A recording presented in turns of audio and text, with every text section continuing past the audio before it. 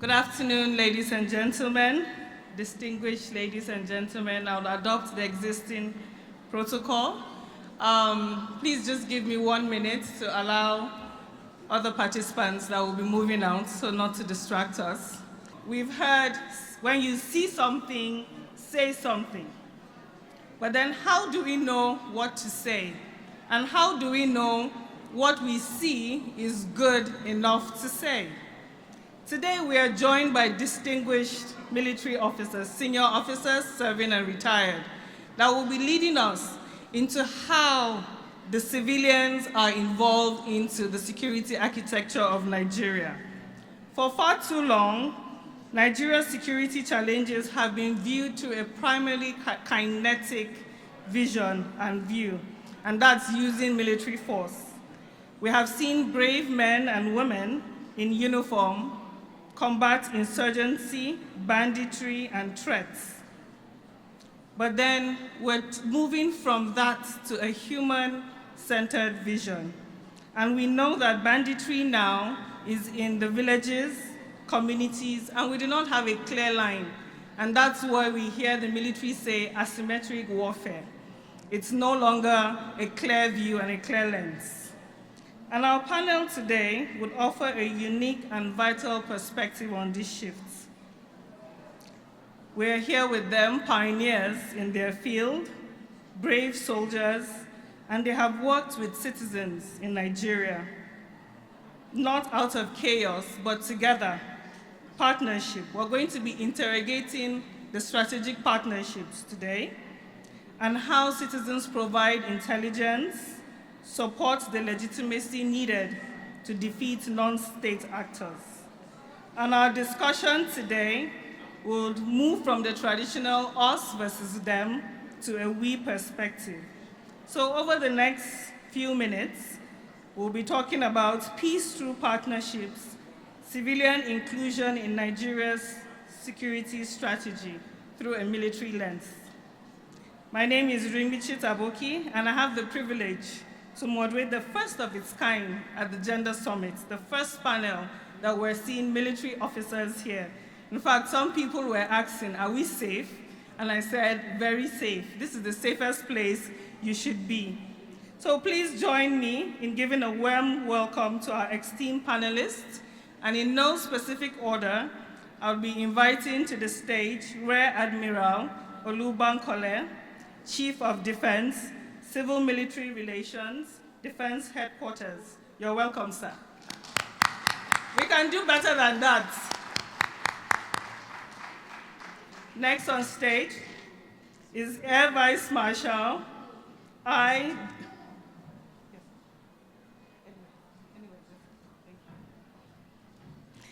Vice Marshal Ibukunle Daramola.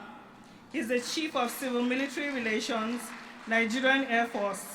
You're welcome, sir. Next, we have Major General E. Onoja. He's the Deputy Chief of Civil Military Affairs, Army Psychological Operations. You're welcome, sir.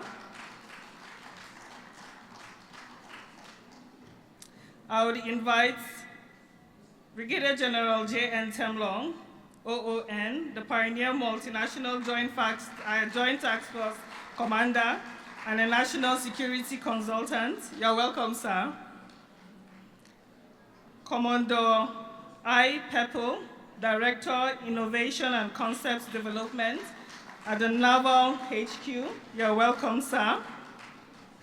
And we have a privilege to have the only lady in our midst. I would like to call on Colonel Dr. Susan Dibao. She's the head, I thought we would give her a round of applause. The head of Veteran Services, Defense Health Maintenance Limited, and she's a trauma specialist. You're welcome, ma'am. So let me begin with you, Rear Admiral Olubankole, sir. As a military leader, what is your perspective on the shift from a state-centric security model to a human-centric one? And can you give us a background on why this shift is necessary? Thank you, moderator, and thank you for inviting us here. It's been a pleasure. I was just, when I came in, I saw Mr. Ufot. He was a lecturer of mine in one of my organizations, and I never forgot that lecture. And more than 20 years ago, I never forgot it before. So thanks for inviting us. Basically, to the question, why the shift? Pre-Cold War, security used to be territorial security. You are defending the border, and that is why initially they said military, they've sworn to protect the territorial integrity of nations, countries. But there's a shift now. Warfare has come to stay inside territories. For example, Nigeria now, we are not fighting anybody outside the border. We are fighting people inside our territory. We are fighting people in our communities. So that is what has led from that shift from security being territorial now to security being internal. And that is why the UNHCR also redefined what security means. We're talking about human security. Because unfortunately, now in the last 15 years, and I really mean unfortunately, as the CDS will say, we are fighting a largely insurgency in a largely civilized area. So you're actually fighting your neighbors. You need to keep survival of those people. So we are not talking about human-centric or human security. There are different elements. There's human security, there's environmental security, there's food security, there's health security, there's communal security. So boots on ground is just one out of 8 parts of security. So now we are talking about security is now an enlarged place. Because if you don't have food to eat, you will fight your next neighbor. If you don't have a place to stay, you will almost, so those are the things, and also education, because what is happening now is a lot of illiteracy and it's fueling, and that was why when the minister was talking about out-of-school children, it's something that the government needs to address as a matter of urgency. So there's a shift from border security now to human security. I hope that answers it. Thank you so much. Thank you for putting it very plain for us to see that the enemy now is within, and that's where the fight has come to. So thank you for setting that background. And I'll go to you, General Temlong. As the pioneer multinational Joint Task Force Commander, and you have worked in communities and you got the unconditional surrender of the troops in Baga, then I'd want to ask, what specific civil-military cooperation initiatives did you use then to gather intelligence from the local population? And can you provide concrete examples of a successful project that you have led?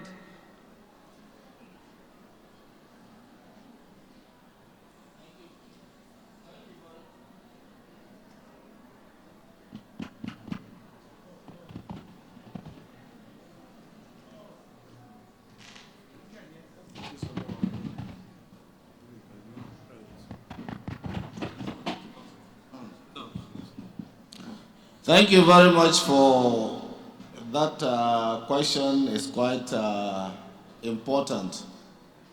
The first thing in any military operation or any operation that you want to do is the credibility of your force. Now, if you are credible, you will win the people. If they see you as going to do what you are supposed to do, you are not biased, you are not incompetent. You are doing your work professionally and achieving results. It draws people to you. So part of the things that we did was that by the time we got into the Lake Chad region, the whole of that area was under the control of rebels from Chad and Niger. There was no governance at all, whether from the Nigerian side, from the Nigerian side, or from the Chadian side. And so the people had been completely dehumanized. It was a situation, since you are taking gender, let me just give a little bit of it, a situation where rebels will come onto an island and attack it, and then they will identify the animals they want to eat, and then make the people in that place slaughter them. The elderly women will be cooking for them while they'll be raping the young girls and the young women. That was the situation there. So they had virtually lost humanity as we went in there.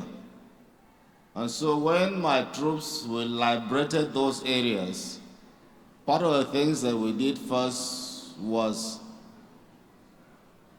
to give them a sense of belonging, that they were either Nigerians or Nigerians or Chadians.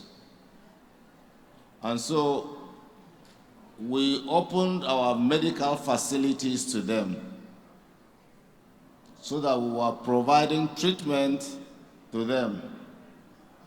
And I found out that there were children who had grown up to 10, 15, 20 years that had never been immunized at all in their lives. They don't even know what vaccinations were. So I had to get in touch with UNICEF and then got to the Ministry of Health in Maiduguri and bought some of those vaccines, and were able to immunize about 40 children, 40,000 children as a goal. To go on to that, what we did again was to use soldiers to start primary schools for them, because they had never had any schools. Now, by the time the children went back home and they were singing the national anthem in English, the parents came back to me and said that their children were only speaking English. They too wanted to know how to write their names. That was just they wanted to know. Their ambition was to write their names. So they insisted that I should provide schools for them, that they were going to join their children in school. I said, no, it wouldn't be right. But some will refuse and stand behind the classrooms and be learning. So what I did was that I said, okay, let the children go to classes in the morning, and then in the evening, after you have gone to your farms or fishing, you come for school and we start adult education for them. So these sort of things created a situation where they themselves were volunteering and coming with information to us, because we had given them a sense of belonging, and they had seen themselves as part and parcel of communities that are supposed to get what the government does. Very unfortunately too, was that even the government at that level didn't know where those people were. Because if you call the name of an island, the local government chairman will ask you, where is that one? That was that bad, because there was complete absence of governance. And here we were providing what government was supposed to provide for them. And so they saw us as a de facto government, and they were ready and willing to do what they wanted to do for us. That in itself was a very good situation for us. It helped our operations, and everybody was coming. Thank you. In fact, okay, please. Oh, so thank you so much. I'll come back to you on that point. I would like Major General Onoja to build up on that. So that was over about 20 years ago. So now what are you doing to support that morale and momentum? And he talked about the absence of governance. How are you able to bridge that gap? Thank you, the moderator. Thank you for this opportunity. Just as General Temlong has said, about 20 years ago, the military, and particularly the Nigerian Army, we discovered that there was a fundamental gap between we and the civilian population. In that thinking, the former Chief of the Army Staff, General Buratai, decided to create the Department of Civil Military Affairs. We consider that department to be very, very serious to our kinetic operations, because that department focuses on non-kinetic operations. It was created 10 years ago, and gradually the department has maintained a momentum to ensure that we bridge the gap between the army and the military and the civilian population by taking the army to the communities. In doing this, there are several endeavors or activities that are being embarked upon by the Nigerian Army. One of these include ensuring that we build quick impact projects in the localities where we have security challenges. This has helped us to draw the civilian population in those localities closer, and so that we will have a handle on intelligence in order to conduct our operations successfully. You recall that the kind of warfare that we're engaged in now, it is not nation on nation as the conventional warfare which was prevalent after the Second World War, or for which most of us were trained for. We are currently engaged in asymmetrical warfare. And asymmetrical warfare is driven by intelligence. And where are we going to source this intelligence from? Is by getting closer to the civilian populace who have that information.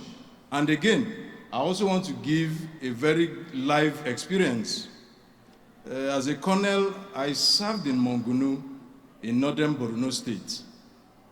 And one day, we were in a convoy advancing towards Maiduguri. And as we got to one of the villages very close to Maiduguri, apparently elements of Boko Haram had surrounded the village, and they were harassing the villagers, and all sorts of negative activities were going on. So immediately they saw our convoy approaching. They quickly notified us that there are Boko Haram in that village. I can't recall the name of the village now. It's been several years ago. But what happened was that immediately we entered our battle mode, advanced into the village. As we entered the village, we saw that the Boko Haram had gathered all the villagers in the town square. We tried to elicit information from them that, look, what direction did the Boko Haram go to? But between me and you, do you know that the villagers were so scared of Boko Haram, they refused to tell us. Why? Because they are afraid of reprisals from the Boko Haram. So what did we do? I had to use the eyes of the villagers to understand the direction that the Boko Haram went to. So we now set up a patrol team to go after them. Another aspect of the operation in the Northeast, and why it is very important for us as military to get close to civilians, is we discovered that in northern Borno, where I served, the civilian population do not really know who is military or who is Boko Haram. And that draws me to the issue of us, why we always emphasize on the use of our uniforms by civilians. You see, the average civilian, particularly in those areas where, let me use the word educationally challenged, all they see is men in uniform. So when you ask them a question, of course, they will tell you what, if they saw 10 men moving in with rifles, they will tell you, yes, we saw 10 men, but they don't know that they are giving the information to the adversary. So the adversary uses that information and causes havoc to us. So in the Department of Civil Military Affairs in the Army Headquarters, our mandate is to bridge that gap, and we do that by conducting sensitization programs on a quarterly basis to different parts of the state of the country. Last month, we're in Ibadan. Last week, we're in Kefi. Next month, we are going to Owerri. Earlier in the year, we're in Asaba. We have also been to Kano. All this in a bid to create the necessary atmosphere in order to bring the civilian population closer to us. We have helplines that you can get in touch with us in case you have any information or any challenge that you have with any military personnel. We have helplines. I think our helpline is 193 on the toll-free line. We have a Facebook handle. We have so much that we are doing in such a way that to draw the civilian population. In fact, on Friday, I am going to hand over a primary school that I just built in my ancestral home, so that as they resume school, either next week or upper week, the children in that locality can begin to use that school. Because we understand that education is the key to raising a progressive and modern society. Thank you. Thank you so much, General Noja, for those examples, and thank you that you're building on what was left 20 years ago. So we know that onward, upward is what the Army is doing. I'll come to you, Air Vice Marshal Dawara Molasa.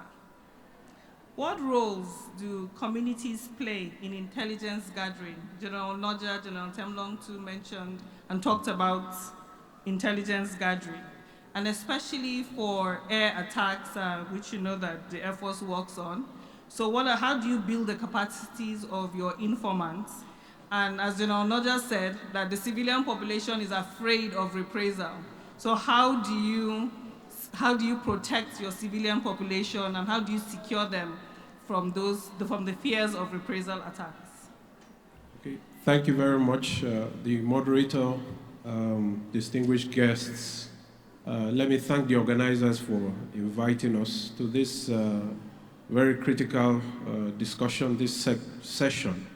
I believe it will translate into positive benefits as relates to the security of this our great nation. Just following on from what Rear Admiral Bankole, the question he answered about the change in what security really means nowadays, and the fact that the majority of conflicts which nations are involved in are internal. They are symmetric in nature, irregular warfare that is located within civilian populations that makes the environment very complex. And that's where the issue of civil-military relations, civil-military cooperation, CIMIC, has been heightened to a level where it has become one of the major key enablers to success in terms of ensuring security and, most of all, ensuring peace and building peace. And so that's where the issue of quick impact projects, activities to win hearts and minds, citizen engagement, ability to build trust within the civilian population is very critical. And that's why over the years, right from the time the former Chief of the Army Staff established the Civil Military Affairs branch in the Nigerian Army, the Navy and the Air Force followed suit, because it has been realized the level to which non-kinetic operations, because it goes beyond bombs and bullets when we are talking about human security. The people are afraid of other things that do not relate to bombs and do not relate to bullets, and their safety and security and well-being go beyond those things. And that's where these efforts that General Temlong and General Noja talked about. It is in conducting such activities, engaging with the citizens. We know that the median age, and that's where the issue of youths come in, about 63%, from my understanding, of the Nigerian population are youth, and that's supposed to double by 2050. Median age is about 19. So engaging the youths, and that's what General Noja also talked about, social media engagement. Now, with respect to intelligence, nobody will give you intelligence except they have trust.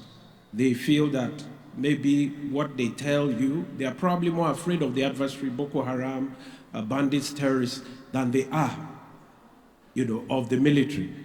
And so that is why we continue That sensitization effort continues. The Winning Hearts and Minds program, medical outreaches, going to schools.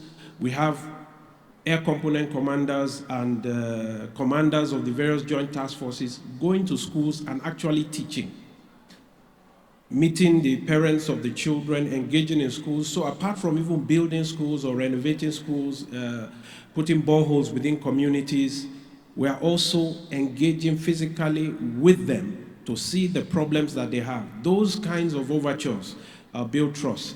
Like you mentioned, for all the services have civil military relations desk officers across the country. There are human rights desks where you can contact where there are issues, not just within the theater, but across the country, and indeed even gender desk officers for reporting of all those things. So these officers in the various theaters are responsible for ensuring that there's a level of engagement with host communities, constantly meeting with them, with the leadership and with the community. The idea is to build trust apart from doing these activities so that intelligence will flow, and that will enable us to conduct our operations. For the Nigerian Air Force in particular, because of the lethality, the precision of air power, and the impact that it can cause, there has been, like I said, it's a very complex environment where you have the adversaries well embedded within civilian environments. So in order to conduct air operations, you need precise intelligence. You need to know where the adversary is so that your munitions will not cause harm to civilians. And so we have scaled up. Part of our civil military relations activities is to develop a civilian harm mitigation action plan so that incidents of harm to civilians do not occur. We're trying to limit it to 0 level so that the people that we are sworn to protect do not inadvertently get affected by our operations. So intelligence is key to this, but regulating our own operations, enhancing our intelligence processes, ensuring that our targeting cycles are precise in order to deconflict between civilians and the terrorists, and even civilian environments upon which their lives depend, and environments where the terrorists are known to exist. So all of these activities are just aimed at ensuring that we are precise in line with international humanitarian law in our operations, while at the same time ensuring the protection of civilians, because ultimately our goal is to ensure that Nigerians are secure and that they can live a progressive life without any form of fear. Thank you. Thank you so much, sir, for telling us that the civilians are the people you're out there to protect. You know, there's a narrative that says that the military does not care about the civilians, but we thank you so much for letting us know that you must get precise intelligence for that to happen. So I will be coming back. We've heard from the Navy, we've heard from the Air Force and Army. I'll come to Commander Pepple to talk about how you deal with intelligence at the coastal areas and how you stop reprisal attacks. And we know there's a lot of banditry, vandals, pirates.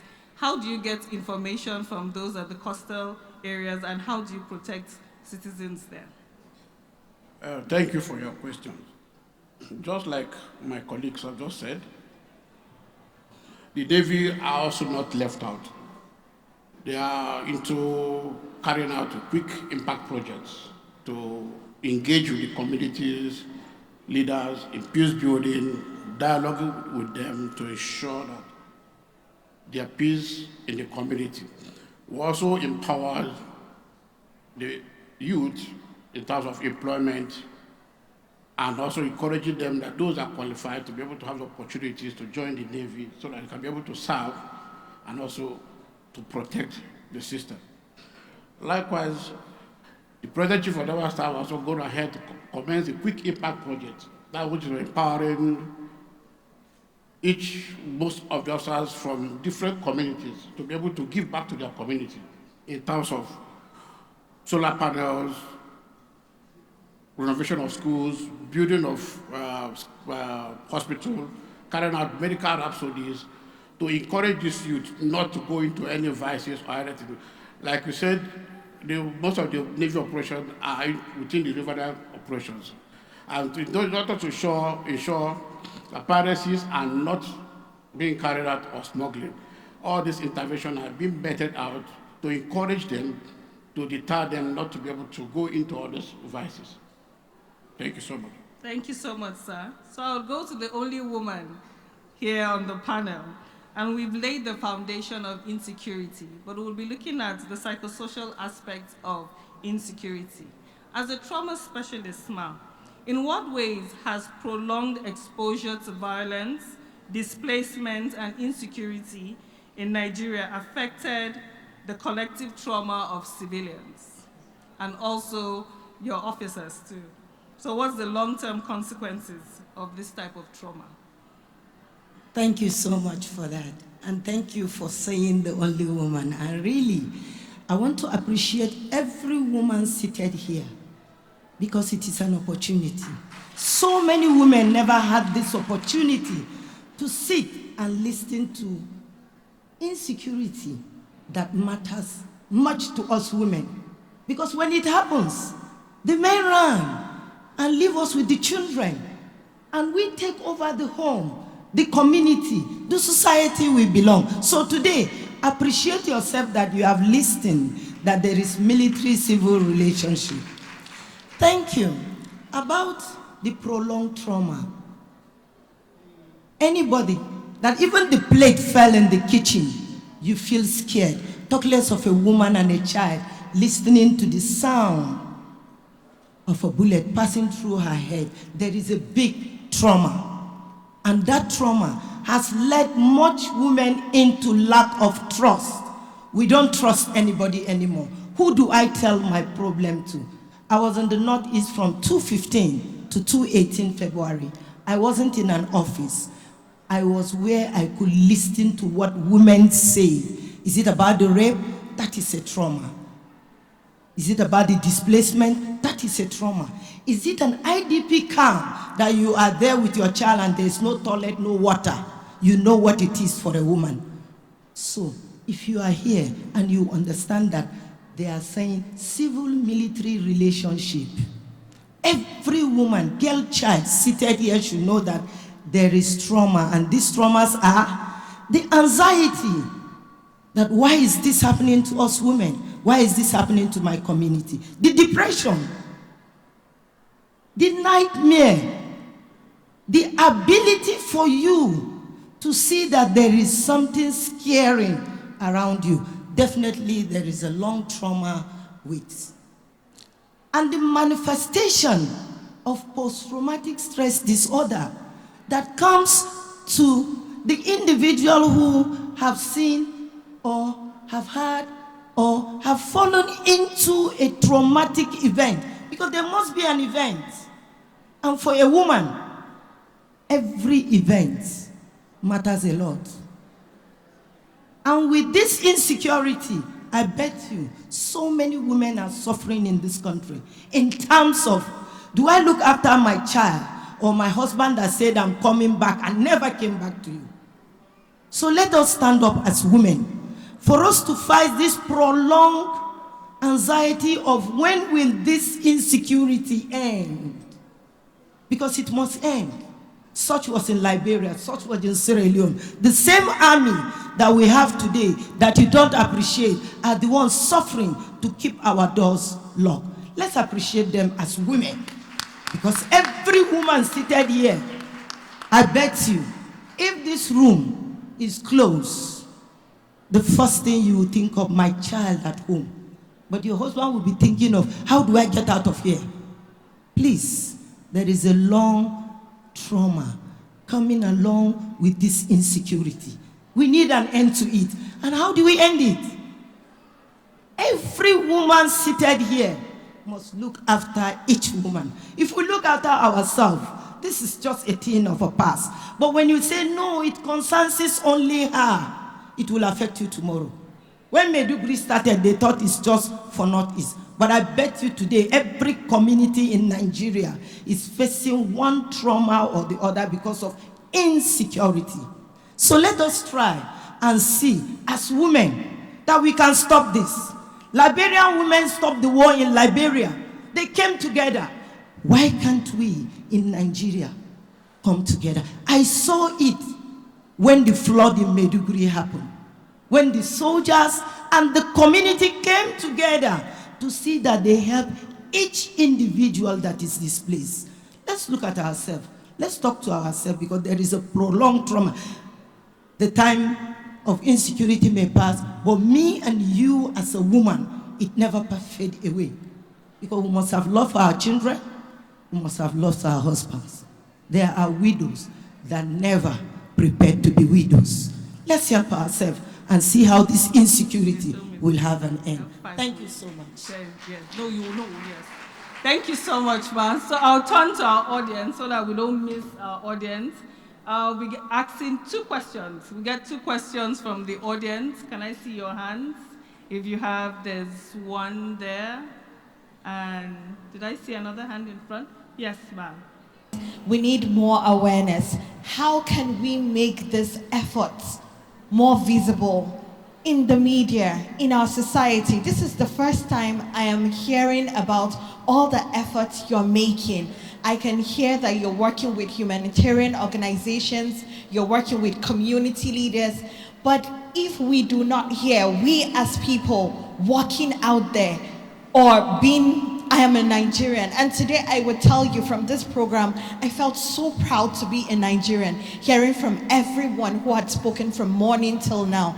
Please, let's have more advocacy out there. Let's have the media project what the military and everyone is doing. That's just from my side. Thank you. Thank you for that recommendation and call to action. There was one hand there. Yes. All right. What I want to say is, in aspect of inclusivity, in the military, like as a visual impaired person that I am, assuming I am in the military and I sustain maybe this injury, either blindness or amputated. Now, is there a room that I can still be participating as a military so that at least I can be speaking to the people living with disability? Thank you. So, do you want to respond, sir? Okay, thank you very much for those questions. I will just try and attempt to answer them in a comment in one loop. First of all, I want to start with what Madam said. There is a need for a lot of women to join the military. It is very important. I'll give you an example. The last time we visited Maiduguri, there was this NGO. There are about 600 women.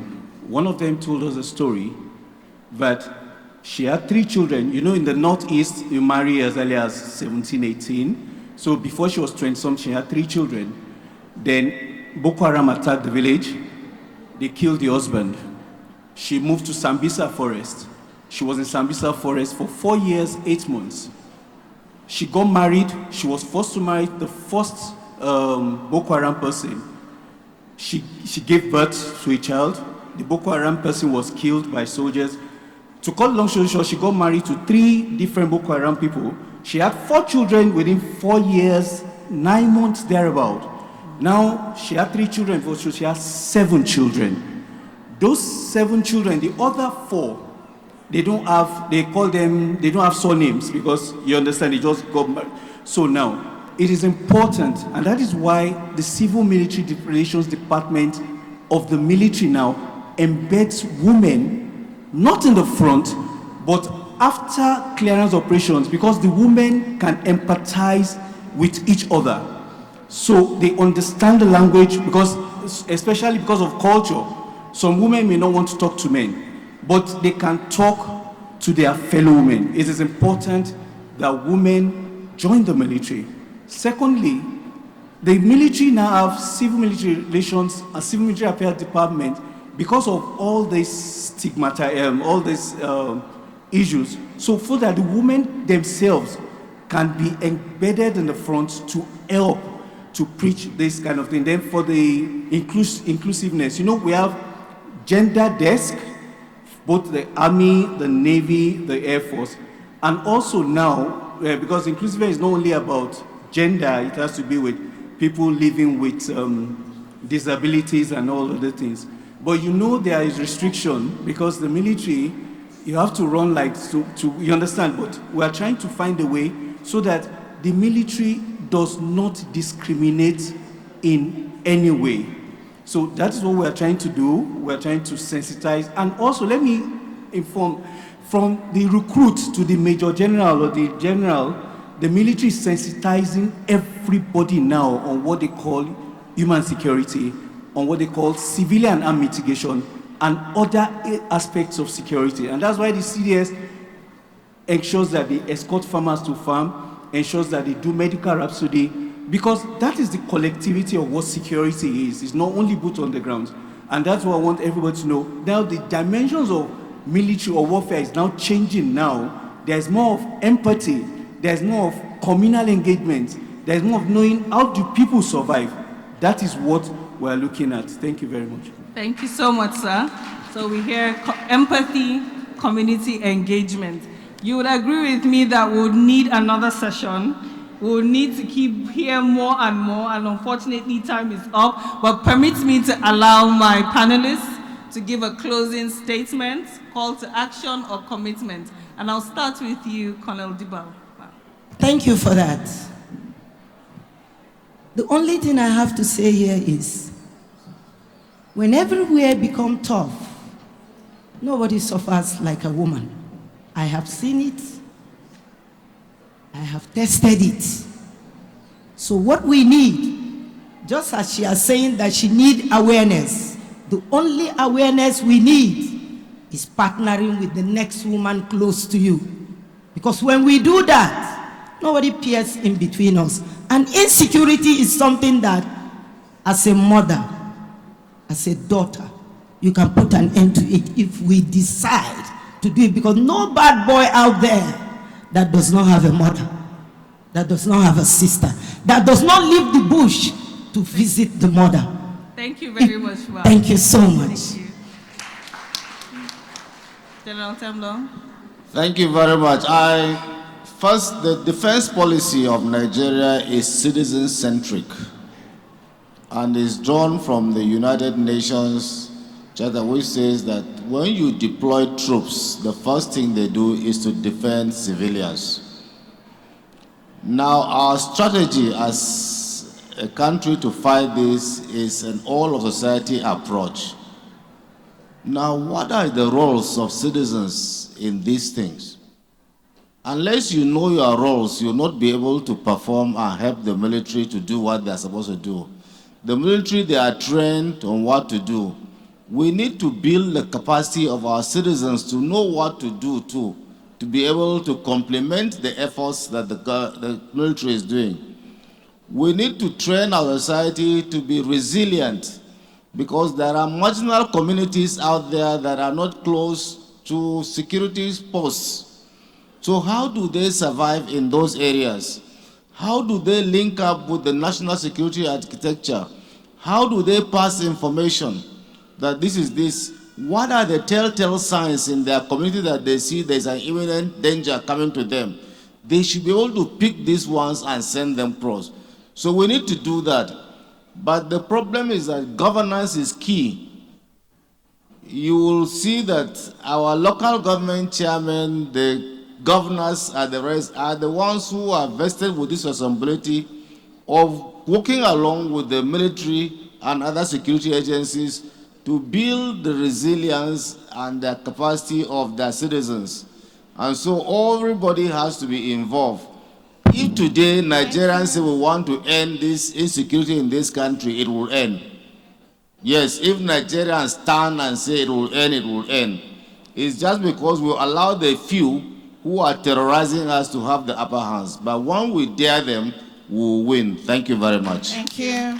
So, in fact, I have been told that We have time to. to be gone over time. Yeah. So you'd agree with me and would plead with you, sir, would work with the Policy and Innovation Center to have another session like this, perhaps also bringing you to have a course to train, and let's see what we can do with the military so that the civilians would know their role. So thank you so much for your service, sir. Thank you so much for what you have been doing for Nigerians. We go to bed because of you, and thank you very much for your service. Thank God you. bless you, sir. God bless Nigeria. So I'll ask the board Yeah, group to photo. please come Yes, up for a group photograph. All right. Thank you. Thank you very much. Please, a round of applause for them. Thank you.